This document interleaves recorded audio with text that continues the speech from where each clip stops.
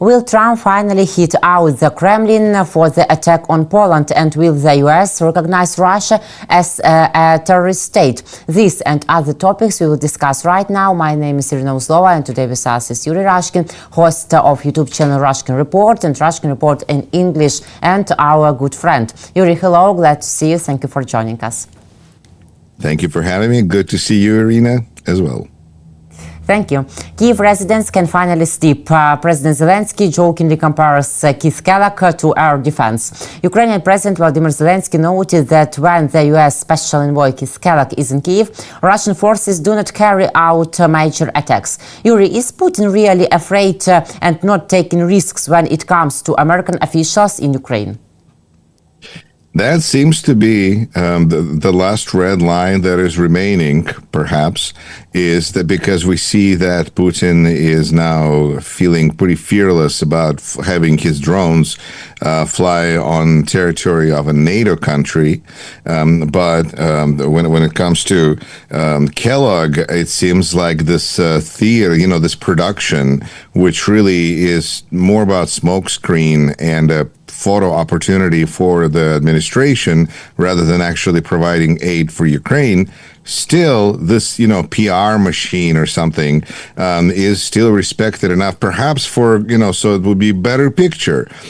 So for quality of photograph, that General Kellogg is perhaps some of the most effective air defense that there is, because he does seem to push off Putin's attacks. It is remarkable that we went from a kind of a joke to an acknowledged fact that when Kellogg is in Kiev, people can sleep well.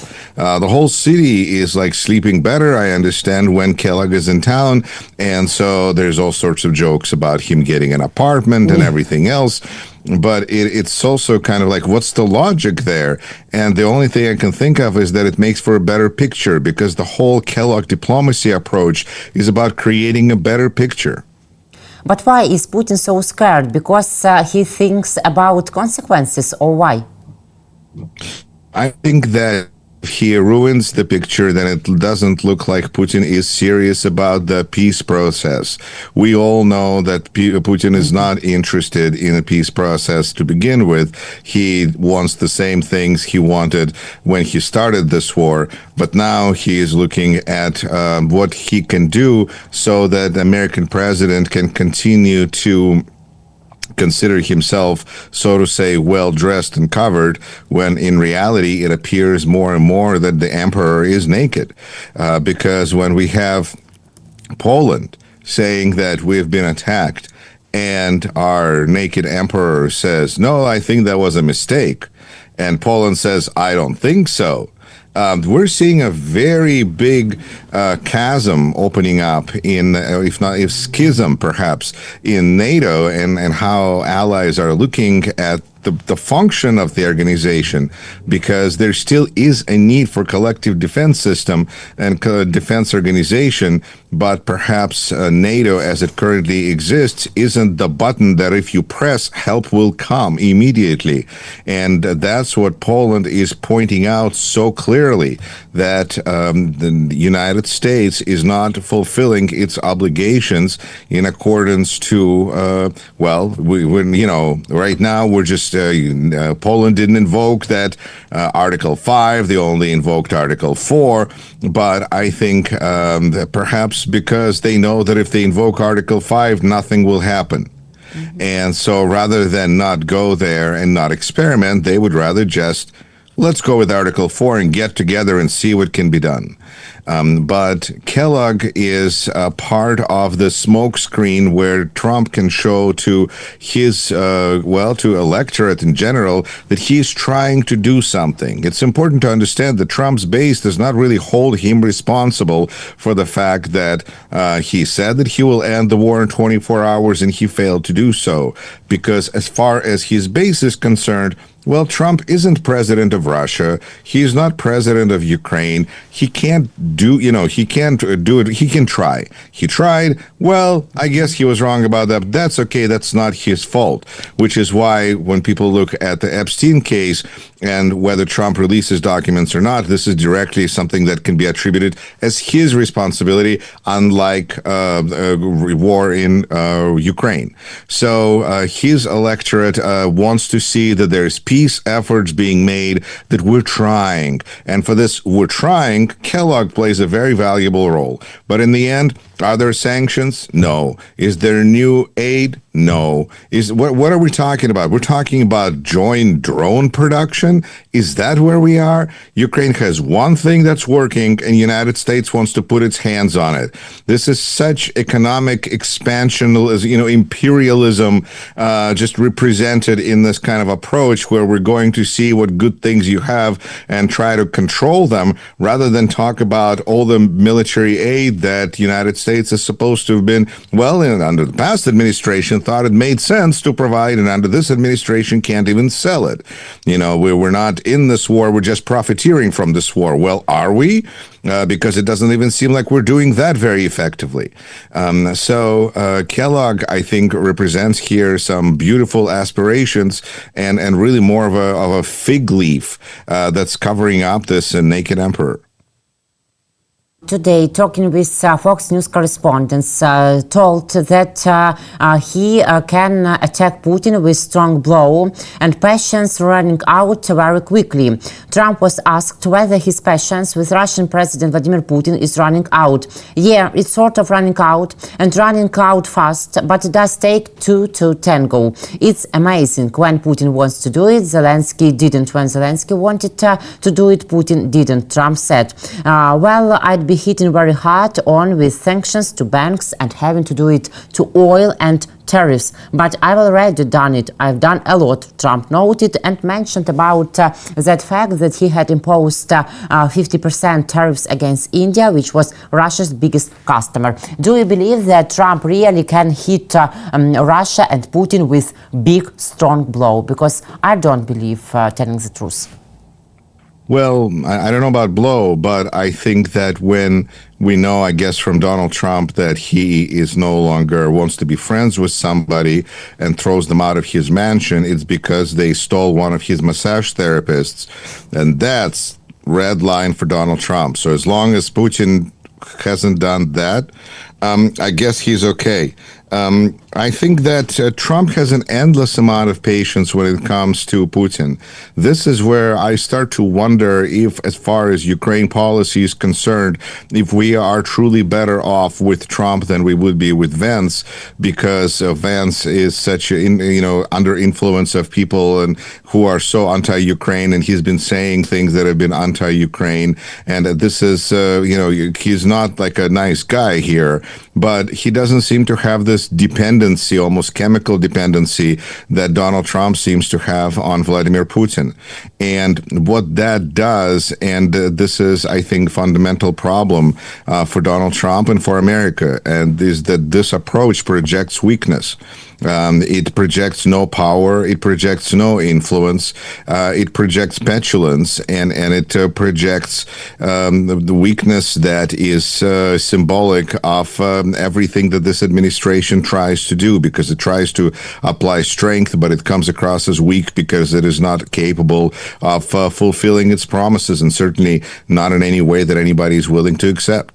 And so with this message, I feel that Putin is showing, numbers are showing, news speaks for itself. When we see that number of drones attacking Ukraine is, in hundreds, and Donald Trump apparently is okay. If Donald Trump is conversely rolling out red carpet for Vladimir Putin, everything is okay. If Trump is willing to take sanctions and welcome Lukashenko back into the family of civilized nations, more or less, that seems like where the train is headed at the moment, then I guess everything must be okay. So this is where we see that the world, Pax Americana, is effectively being dismantled. And to what extent there is anybody inside the United States that really cares about this, we're yet to find out, because it seems like Americans at the moment are concerned, a lot of them are, with other things. It's a very strange case with Lukashenko, and with our political experts, we think that it's like a breach to Putin, and in future Trump can not impose sanctions, but make sanctions lighter for Russian Federation after this case, or no? Absolutely. This is where it's headed. And I see that Lukashenko, similarly, I feel to Trump, is not looking at people who live in their country, citizens, voters, as those that are in charge, active or not active stockholders of this corporation named country and state, but instead they look at them as more of a imperial, they're subjects, and so it's almost like Lukashenko needs to release 1,000 kilos of hostages, so that sanctions would be taken off of them. Okay, so let's see, we will need to take some big ones because we want to, who cares? Because Lukashenko has an unlimited supply of the whole country is his hostages. So he can release people from Belarus a few at a time for as long as he needs to. And I think it's just kind of humorous when Donald Trump sends him his cufflinks with the image of White House on them, as if this is, how white men were whoever were buying island of Manhattan from Native Americans for a few glass beads. It's almost like, here's something off the boss's table that you'll find a nice souvenir, and it's ridiculous. We're watching this world that really reminds more, I think, of 19th century than it does of 21st or even 20th. And of course, there's no question that when Trump legitimizes Lukashenko, he legitimizes Putin. Mm-hmm. There is no disconnect between Lukashenko and Putin, and if you're helping Lukashenko, you're helping Putin, and if you're helping Putin, you're helping Lukashenko. So I think that Trump not knowing this would be ridiculous. So clearly he's trying to do something nice for Vlad Putin. On the other hand, we see Poland, which is in a desperate situation right now, and those drones were flying in from Belarus. So you would think that as a NATO ally, United States would not consider this to be the best time to be so friendly with Belarus. I mean, I'm just saying, but it seems like it's not a problem. Timing is not an issue because Donald Trump acknowledges things that Donald Trump wants to acknowledge. If he doesn't want to acknowledge it, he doesn't. There's a problem with this because there's a certain amount of respect that he loses from others, like most of it. But when he doesn't even see that and everything is great with him, listen to him speak. He says that America is in a great place now, that a year ago the country was dying, but now everything's fantastic. Iryna, I live in the United States. I love United States. I'm a citizen of the United States. I mean, I'm a local elected official. And it really hurts me when I talk to people outside of the United States who are now looking at the United States and are saying, I don't want to go there. I'm fine here. Thank you. Wherever they might be. It really bothers me. And we also noticed that the sanctions against Belarus were lifted on the anniversary of the September 11 terrorist attacks. I don't know that it matters, and I think that's the key. For some reason, I noticed that this year, less than ever, we have paid attention to 9/11. It used to be, there's an interesting kind of an opposite comparison, how certain holidays become celebrations, but certain days stop being acknowledged so much. There's a big history of war parades in Soviet Union, as you know, and many listeners know, where right after World War II, the day of Victory Day was not really celebrated. It was a somber day when veterans got together, had a drink, and were quiet around each other. because they remembered. But as those people have passed on, it became a bigger and bigger celebration of the state. With 9/11, we're seeing the opposite. We're seeing a day that was we were honoring first responders. We were honoring New York. We were honoring Boston. We were honoring America. We're just, we really did our best to try to come together after that tragedy, and a reminder of, in a way, I guess, of our failures, because there were things, there are things that changed after 9/11 that forever changed how we fly. Our airports don't look the same. Explaining to young people how things used to be before 9/11, because that's reality of everyday travel pretty much all over the world now because of 9/11. And yet, when it comes to the day of 9/11, 2025, we see that this is really getting to be a smaller and smaller observance in the United States. And I think it's because it reminds of our failures. It was a day of a complete, we can look at it as there was a lot of strength and human spirit, but this was a day that was also showed that America is vulnerable. And I think that with this administration talking about a vulnerability, showing empathy, anything like that is considered to be a weakness. Weakness is bad. And therefore, certain days that we should remember, that we should acknowledge, we don't so much anymore on at least a federal level. I saw my local state elected officials acknowledging it, recognizing it.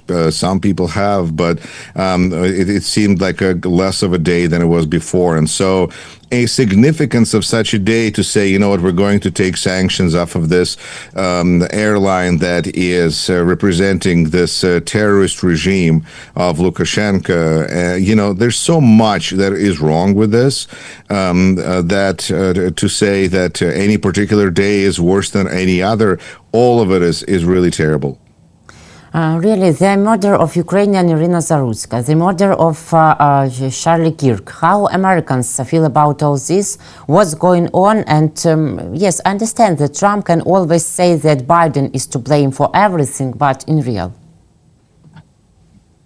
I think that, yes, in fact, it's actually worse than that, because, when you say that, the Trump likes to blame Joe Biden for everything, after Charlie Kirk was murdered, Donald Trump pretty much immediately went to blaming so-called radical left. And we now see that people on the right and the right blogosphere, where Charlie Kirk was a kind of a mainstay hero, are calling for war. And so the situation is really seems to be kind of the temperature is increasing. And it's a known thing that whenever there's opportunity, our president will say the wrong thing.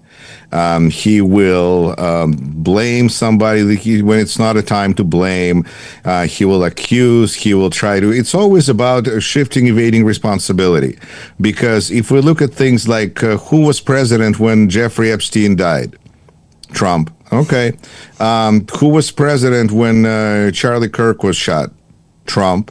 Okay, so I already am hearing conspiracy theories from people about how this is connected to different people and how so-and-so didn't like him, so-and-so didn't like him. But the situation is getting very dangerous, and I am afraid that it is exactly what Donald Trump was hoping for, as he keeps searching for something that will take the attention off the Epstein case.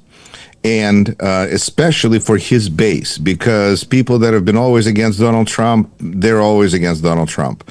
Independents, pretty much a done deal these days. But his base, 90% of them thought that everything was great. 91% of them thinks that everything is great, and say they support him now. So this aggression and this fear-based aggression, suspicion-based aggression, because it was a horrible crime against a right-wing influencer, that was committed is really, I feel, has a potential of take over with Trump's base. Perhaps, it's hard to say. I'm definitely not Trump's base myself. But they seem to be very, very, very upset about the execution of Charlie Kirk. And I think that the situation with Iryna Zuritsky, who was a refugee from Ukraine who was murdered on a light rail train, I'm trying to think, in Portland, I believe, and by a man who, for people who look at the world in a racist way, kind of clearly, it's like it speaks for itself. Well, of course, he was blah, blah, blah. But it's a crime. And a terrible crime that should be investigated, that should have, there should be an investigation. And as we are seeing time and time again, we have a crime being committed, and our president, before anything is known, already issues his judgments and expectations. We saw this when a passenger plane crashed into a military helicopter around February. And Donald Trump immediately said that this was a fault of DEI, so it was either like women or blacks or something, that had to do with it. It's immediately everything. It's not just personal, but it's political to Donald Trump.